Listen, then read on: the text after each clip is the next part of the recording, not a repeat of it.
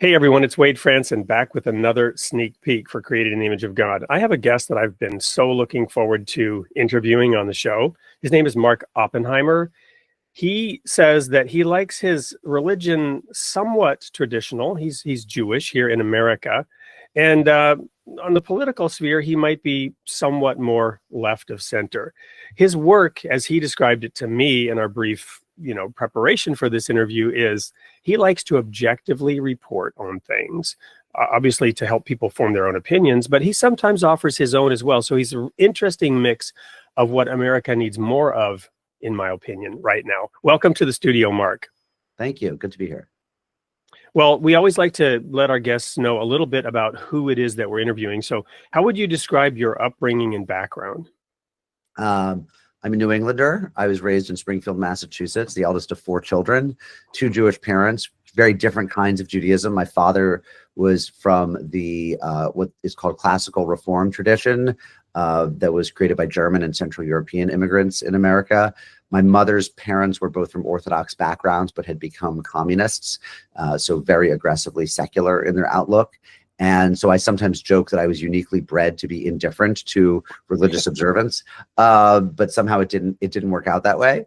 And then I went to college and ended up doing a PhD in religious studies, but never with the idea of being a scholar, always much more interested in going into reporting and bringing religion and religious news to a broader public rather than staying in academia. So, and fortunately it all worked out.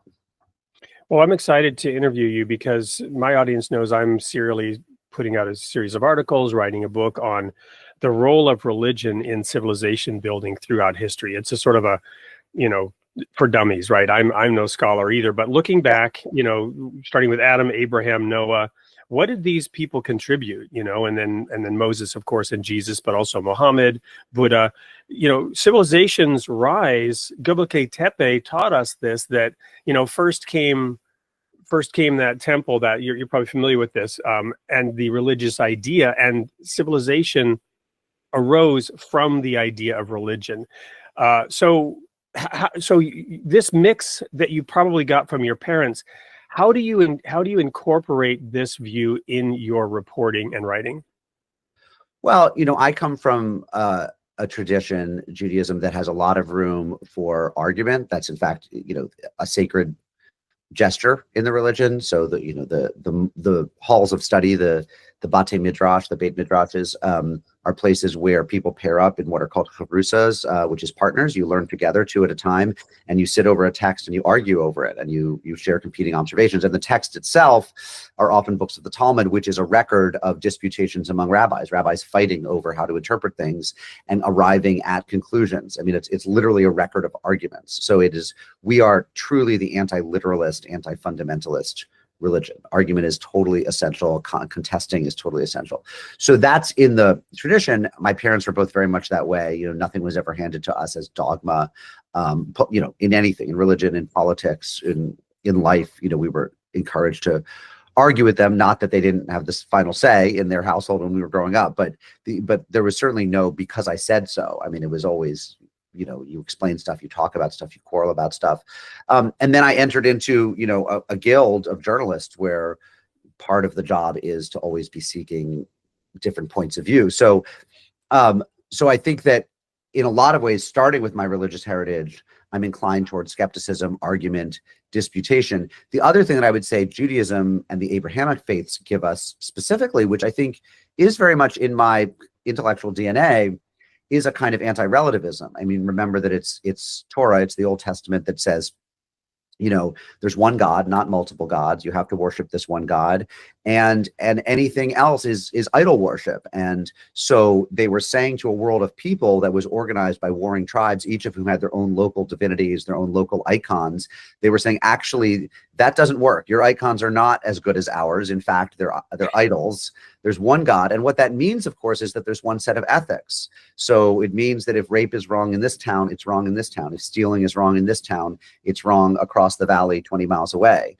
That's really, really important. I mean, that's how you end up with meaningful systems of justice. That's how you end up with a Rawlsian idea like justice as fairness, is that you say there's whether you want to say one God or one morality or one set of rules, The idea that it not only can apply to everyone, but has to apply to everyone is really essential to, to civilization.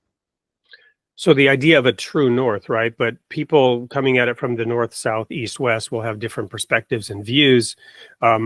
There's maybe a thesis and an antithesis, and it's up to each person to form their own synthesis in light of understanding that there is a true north. Is that fair?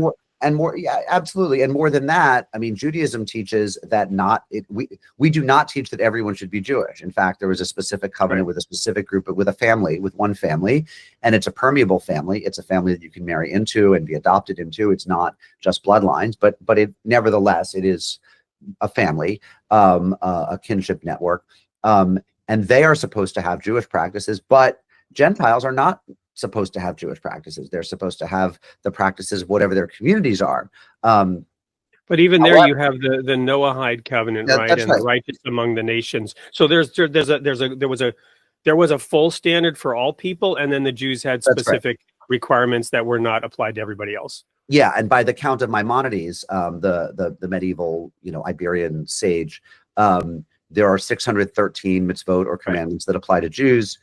Many of which are not practicable without the temple. I mean, unless and until a temple gets rebuilt, there's several hundred of them that are irrelevant. But there are still, a couple hundred that are relevant and apply to Jews, and some apply according to Orthodoxy to Jewish men, and others to all Jews, but to Jews. And then there are 7 Noahide laws that apply to everybody. Do not, honor thy father and mother, and do not kill, and things like that. So. Is blood also that you shouldn't be eating blood? Is that one of the Noahide laws? Yeah, the dietary laws are not among the Noahide laws, I don't think. Okay. So we'll research it before the show. Yeah. I'm gonna crash land this plane now, but sure.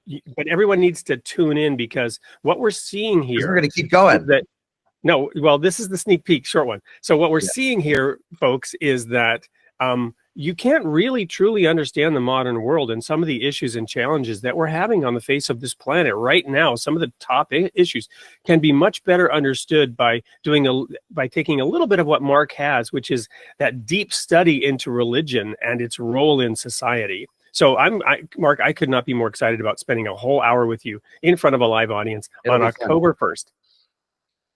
No, anything you want to add? Because I didn't mean to cut you off. No, you said October 1st. That's wrong. It's October 21st. October 21st. Thank you for correcting me. See, no, now we're not going to argue about that. We're going to settle on October 21st. I have nothing to add. It'll be great. It'll be great fun. Awesome. Thank you, everyone. See you there.